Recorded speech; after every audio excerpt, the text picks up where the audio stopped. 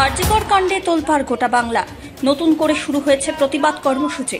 সোমবার সুপ্রিম কোর্টে ছিল এই মামলার শুনানি। এদিকে এরই মধ্যে চর্চার কেন্দ্রে আরও এক হাসপাতাল। সাগর দত্ত মেডিকেল কলেজে চিকিৎসক নার্স নিগ্রহের ঘটনায় এবার উল্টে চিকিৎসকদের বিরুদ্ধে অভিযোগ দায়ের।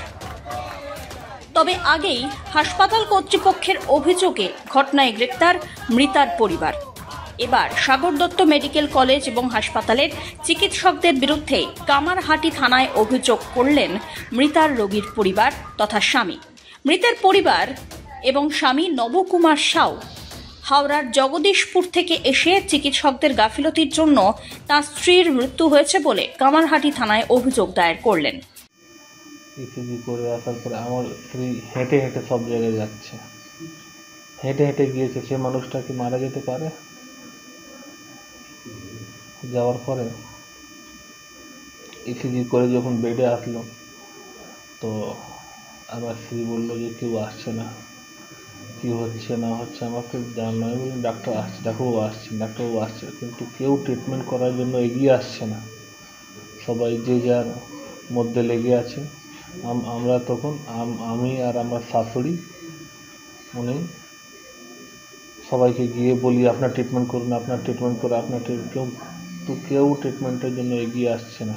বলছে আমরা করছি তো, এখন ভিজিটিং আওয়ার 4টে থেকে 6টার মধ্যে, 6টার পরে ডাক্তারবাবু আসবেন, তখন আমরা ট্রিটমেন্টটা করবো। এখন ট্রিটমেন্ট পেশেন্ট পার্টি আছে, পেশেন্ট পার্টি বেরিয়ে যাওয়ার পরে না আমাদের পেশেন্ট মরে যাচ্ছে, যে আপনারা অত ছোটাছুটি করলে হবে না, ডাক্তাররা আমরা না আপনি, আর চ্যানেল করে 1-1.5 ঘন্টা ধরে রেখে দিয়েছে। তবে সাগর দত্ত মেডিকেল কলেজ ও হাসপাতালের জুনিয়র চিকিৎসকদের দাবি, তারা রোগীর চিকিৎসার কোনো ত্রুটি রাখেননি। রোগীর শারীরিক অবস্থা আগে থেকেই খারাপ ছিল। তারা প্রাণপণ চেষ্টা করেছেন, কিন্তু তা সত্ত্বেও শেষ রক্ষা হয়নি। এইটা নিয়ে যেটা বলার সেটা হচ্ছে যে এই কথাটা একদমই সত্য নয়। একজন রোগী ভর্তি হচ্ছে একটা মেডিসিন ফিমেল ওয়ার্ডে, তাহলে একজন চিকিৎসক না দেখে কীভাবে ভর্তি হলো? তাহলে এই কথাটা একদমই মিথ্যে কথা। এবং যে কথাটা এই কথাটা পুরোপুরি সত্য নয়। যে জায়গাটা থাকছে যে ওপিডিতে ভর্তি হওয়ার পর সেখানে যে হাউস স্টাফ ছিল, পিজিটি ছিল, আরে আমরা তো সেখানকার যারা জুনিয়র ডাক্তার ছিল তারা সেই পেশেন্টকে অ্যাটেন্ড করেছে, তারা সেই পেশেন্টকে দেখেছে। দেখার পর যে সমস্যাটা তৈরি হলো, পেশেন্ট যখন ক্রিটিক্যাল হলো, তাকে যখন ক্রিটিক্যাল কেয়ারের বেডের প্রয়োজন হলো, সেই জায়গায় বেড নেই কেন? তাহলে এই বেড সংখ্যা হসপিটালের মধ্যে নির্ভর করে কার দ্বারা?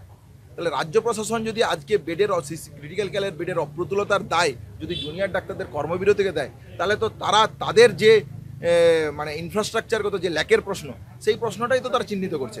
আবার যদি বলতেই হয় যে জুনিয়র ডাক্তার এই পেশেন্টকে অ্যাটেন্ড করলো না, তাহলে জুনিয়র ডাক্তার ছাড়া একটা মেডিকেল কলেজে আর কোনো চিকিৎসক নেই।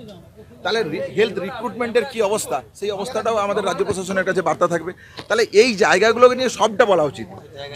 যদি এইটা বলা হয় যে জুনিয়র ডাক্তার পেশেন্টটাকে দেখেনি, আমি junior doctor, West Bengal junior doctors ফ্রন্টের সদস্য হিসেবে আমি মনে করি এ কথা সম্পূর্ণরূপে সত্য নয়।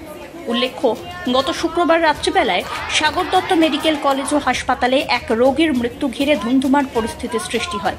অভিযোগ, রোগীর পরিবারের সদস্যরা হাসপাতালের 4 তলায় গিয়ে হামলা চালান। জুনিয়র চিকিৎসকদের, এমনকি মহিলা চিকিৎসকদের পর্যন্ত মারধর করা হয় বলে অভিযোগ। এই ঘটনার প্রতিবাদে আবারও কর্মবিরতির ডাক দেন জুনিয়র চিকিৎসকরা। আরজিকর আবহেই ফের একবার চর্চার শিরোনামে বাংলার আরও এক হাসপাতাল। Bureau report, one India Bangla.